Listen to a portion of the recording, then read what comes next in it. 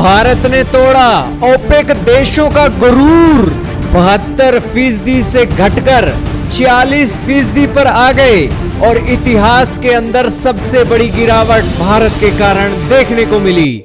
जी हां दोस्तों, इस वक्त की बहुत ही बड़ी खबर आ रही है तेल के जगत से।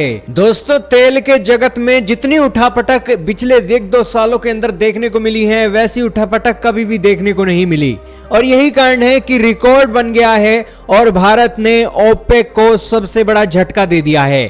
आंकड़े निकल गए हैं और बकायदा आपके सामने आर्टिकल चल रहा है जिसके अंदर बताया गया है कि भारत का ओपेक से तेल खरीद इतिहास के सबसे निचले स्तर पर पहुंच गई है।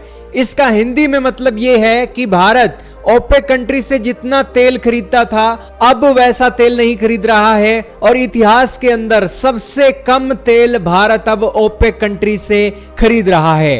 अब दोस्तों आप कहोगे ये ओपेक कंट्रीज कौन सी हैं? दोस्तों ये ओपेक कंट्रीज का एक ग्रुप है और ये तेल के मामले में प्राइस भी डिसाइड करती हैं, प्रोडक्शन भी डिसाइड करती हैं। कौन सा देश कितना तेल का उत्पादन करेगा, तेल की कीमत एशिया के लिए क्या होगी, ये सब कुछ ये ओपेक कंट्रीज वाले डिसाइड करते हैं। और इन देशों के अंदर जो ज्यादातर देश हैं वो मिडिल ईस्ट और अफ्रीका के देश हैं और इनकी बहुत मनमानी भारत को देखने को मिलती थी और बकायदा भारत के पड़ोस में होने के कारण इन ओपेक कंट्री से भारत का ज्यादा तेल आता था।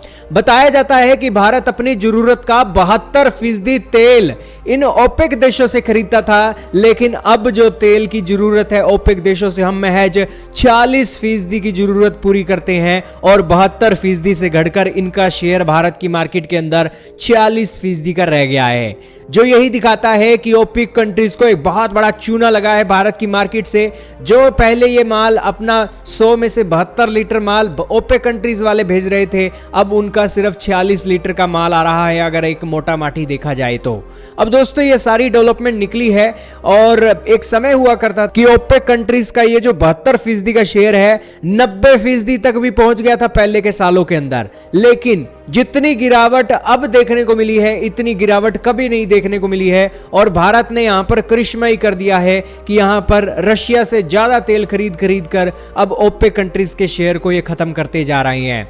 दोस्तों इससे एक ओपेक कंट्रीज को क्या नुकसान है इसकी कैलकुलेशन नहीं हो सकती है, क्योंकि ओपेक कंट्रीज वाले भारत को नहीं बेच रहे हैं, अब यूरोप को बेच रहे हैं। क्योंकि रशिया वाले पहले यूरोप को बेचते थे, यूरोप को नहीं बेच रहे हैं तो वो भारत को बेच रहे हैं। वैसे ही यूरोप वाले जो रशिया से नहीं खरीदते थे अब वो ओपेक से खरीद रहे हैं। हो सकता है कि जो ज्यादा नुकसान ना हो, लेकिन ये सारी डेवलपमेंट एक बहुत बड़ी चिंता की बात है एक ओपेक कंट्रीज के लिए। हालांकि जरूर बड़े बड़े देश हैं, उन देशों के अंदर तो ये एक भरी पूंजी हो सकती है, लेकिन जो छोटे देश हैं ओपेक कंट्रीज वाले उनकी ये भरपाई नहीं हो सकती है। यही कारण है कि आपको बीते दिनों देखने को भी मिला था कि इराक वाले भारत की सरकार से बात कर रहे थे, भारत वालों कितना डिस्काउंट दे तेल के ऊपर कि हमसे तुम तेल उतनी ही मात्रा में खरीदोगी।